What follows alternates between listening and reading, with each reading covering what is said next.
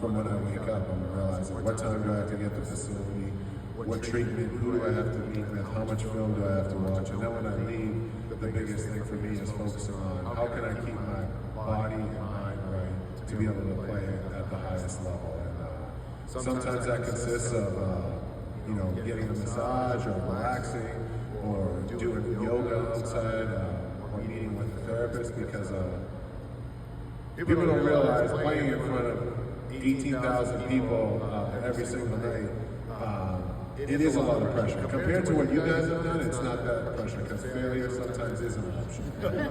For you guys, nobody loses a life when we fail, but you definitely don't want to be scrutinized, you definitely want to be looked at in a great light, and that's why I try and take my job so seriously, and time management is extremely important, because if you lose track of what's important, it usually shows in your game, and whether it's Atlanta or wherever you are, the fans, the media, they'll let you know if they think you're good or not. George, is it different routine-wise between a home game and a road game? Yes, it is.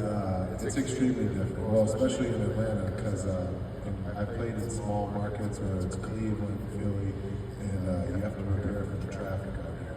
So that's one thing that you can't oversleep with your late afternoon nap. You might miss the game. But I would say at home, I like to have a routine of getting an afternoon nap, whether that's at 1 or 2 o'clock, wake up around 4, get my nice little outfit ready, because they take pictures of us when we walk in. And then drive down, and I like to use the 45 minutes that it takes for me to get from home to the team. Yeah, exactly. To catch up with friends and family, it kind of just takes my mind off the game, and really can just dial in and enjoy the journey that I'm on. I really like to be where my feet are, and then once I get to the room, I have lifting routine, shooting. But on away games, it's kind of hard for me to take naps in hotel beds. I'm kind of like a kid in a candy store. Like, we stay at these really nice hotels, so we're probably trying to pick up the gummy worms and the snack cabinet. And so all those cool things. So I usually throw on a Netflix show and try to find things that help me relax and not think about the game, because I'm not one of those crazy routine-based people where if I didn't time my left shoe before my right shoe, it ruins my whole day. I don't like to operate like that. But being on the road, I'm more watch a show, kind of take my mind off things, where when I'm in my own bed, I can fall asleep and watch.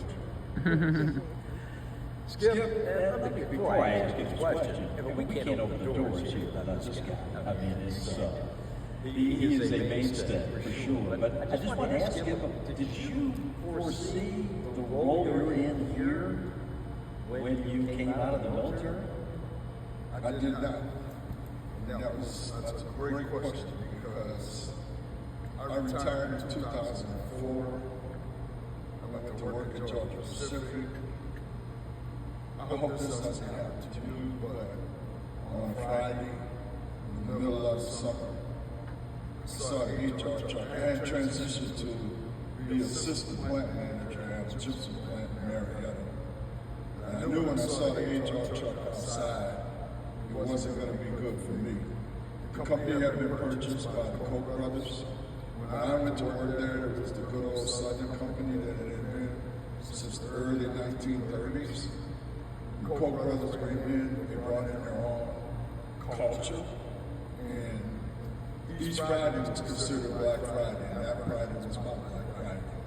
They came in, they said, Skip, you've done great things. You took the plant from a $3 million plant to a $10.5 million plant in 18 months.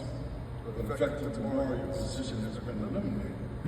My value to the company prior to the Koch brothers purchasing it was in my ability to negotiate with unions and lead people.